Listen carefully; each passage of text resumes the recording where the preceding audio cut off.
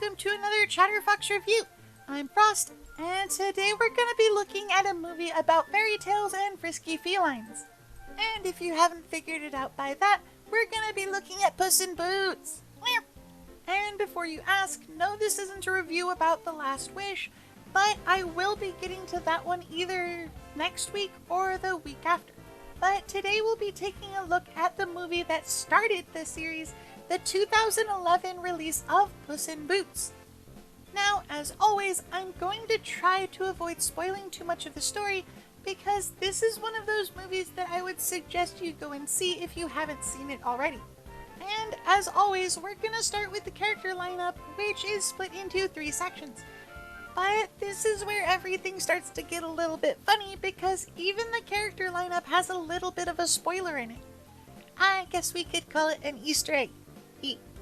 Anyways, we're gonna start with the protagonists, starting with the iconic Puss, who is a dashing, devil-may-care ginger kitty with many a moniker and a love of leche. Voiced by Antonio Banderas, he is the main character of the movie, and boy does he have an ego. And up second is Kitty Softpaws, the street-savvy and sexy pickpocket who's voiced by Salma Hayek, who is initially introduced as a rival to Puss, but winds up becoming his counterpart and love interest. I also think it's worth noting that she has an outfit that makes her look a little bit like a luchador.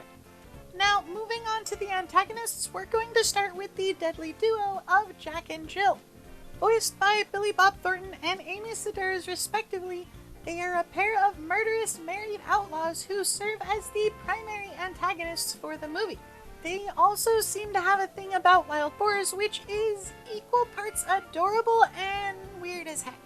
And up next is where the spoiler that I mentioned comes in, because rounding out the antagonists is Humpty Alexander Dumpty, voiced by Zach Galifianakis. And while he is initially introduced as a protagonist, he turns out to be the secondary antagonist of the movie, as well as the primary mastermind for the entire antagonist group.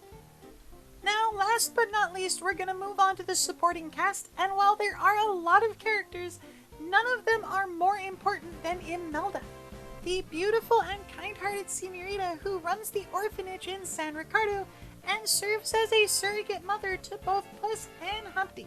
She is also the one that gives Puss his iconic boots and hat, and is in no small part the reason why he has his unique code of honor. She's voiced by Constance Marie, and while she only has a couple scenes in the movie, she is, in my opinion, one of the most important characters in the entire film. Anyways, that's it for the cast, so let's move into the story, which is just a little bit absurd. It starts by introducing Puss post-boink with what looks like a sheriff's cat, and straight away I need to point out that yeah, there's a lot of references to sex in this children's movie, because it then goes on to explain that Puss has a lot of monikers, including Diablo Gato, the Furry Lover, and Frisky 2 times. And I hate to put this thought out there, but that last one, does that mean he's only had sex twice, or does it mean he averages a double-barrel load each time he has sex? This is also a thought that probably came to a lot of parents who took their kids to see this in theater, because these are mentioned within the first 10 minutes of the movie. Anyways, Puss winds up finding out that Jack and Jill are in possession of Jack's magic beans, which are apparently a magical item that Puss has been searching for his entire life. So he decides to go and steal them. He finds out when he goes to steal them, though, that he's not the only person after them, and this is where it introduces Kitty Softpaws, first as a voiceless antagonist, and then as the female counterpart to Puss after what I consider to be the most iconic scene in the movie, which is a dance battle between Puss and the masked Kitty Softpaws, which turns out to have a comically blunt ending. Also, I think it's worth noting that there are actually 3 dance scenes in this movie which seem to divide up the actual plotline. Because after the first dance scene, it introduces Kitty Softpaws and Humpty in rapid succession, The second happens at roughly the midway point of the plotline and kind of foreshadows a serious plot twist in the film. And the third dance scene happens at the end of the film, which cements the relationship between Puss and Kitty Softpaws, and even hints at the sequel that they had already been storyboarding at the time.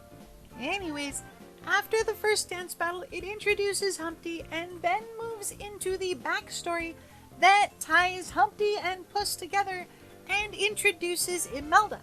It also sets the stage for the rest of the plotline, which is a tale of trust, betrayal, romance, intrigue, revenge, and redemption in roughly that order. Now, this is where I'm going to stop talking about the story because 1, I want you guys to go experience it for yourselves, and 2, I have some personal notes on this particular film that I kind of want to talk about. The first thing being that I love how DreamWorks takes the idea of a fairy tale and makes it ever so slightly darker. Not quite Brothers Grimm, but definitely not Disney. I mean, heck, in this movie, Jack and Jill literally kill a man in cold blood just to get a room at a hotel. And second, while there is a love story buried somewhere in all of the comedy and wacky antics, I really like the fact that the interactions between Kitty Softpaws and Puss are genuine. There's even a heartfelt conversation between the two of them about why Kitty Softpaws uses a dagger to pick locks instead of her claws. Overall, I really like this movie, and with how it ended, I'm really excited to go see the sequel. I absolutely love the fact that it feels like all the weird humor and wacky antics are going hand in hand with the emotional tone of the film, rather than winding up out of place by trying to go against it. So for this and many other reasons, I'm gonna be giving this one an 8 out of 10 paws. The only thing I can see wrong with this film is that DreamWorks tried to make it just as fun for the adults in the audience as they did for the kids, and well, while there's nothing really wrong with that, I can guarantee you that some of those parents had to have awkward talks with their kids after the film. But anyways, that's it for this one. I hope you guys enjoyed this review, and if you want to let me know what you think, leave a comment down below. I love reading your guys' comments. But anyways, until next time, bye! Oh yeah, I want to show our patrons some love too because they're awesome.